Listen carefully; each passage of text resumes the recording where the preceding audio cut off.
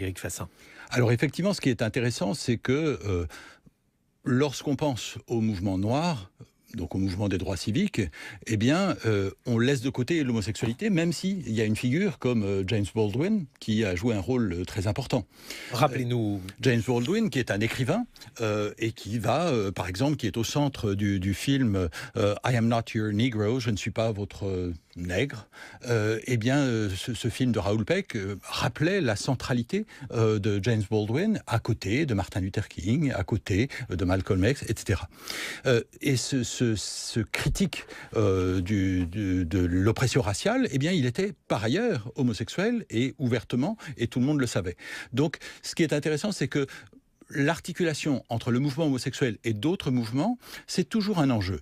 Est-ce que, en quelque sorte, on considère qu'il y a une seule vraie question, par exemple la question raciale, et qu'à ce moment-là, parler d'homosexualité, c'est distraire des vrais enjeux? Ou bien est-ce qu'on considère qu'il faut articuler, faire des liens entre les différentes questions de domination? La question se pose pour le mouvement noir, mais elle se pose aussi pour le mouvement homosexuel. Est-ce que le mouvement homosexuel doit parler seulement d'homosexualité, ou bien est-ce qu'il peut parler, par exemple, d'immigration?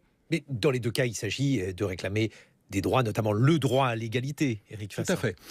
C'est d'abord l'égalité, c'est aussi en même temps la liberté, tout simplement, c'est-à-dire la liberté de vivre sa vie.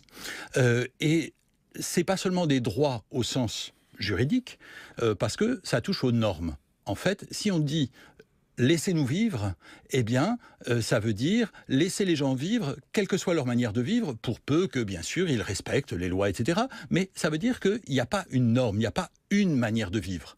Et donc, ça veut dire qu'il n'y a pas une manière de vivre qui serait la manière hétérosexuelle, mais à l'intérieur même de ce qu'on peut appeler de manière un peu problématique la communauté LGBT, il y a différentes manières de vivre.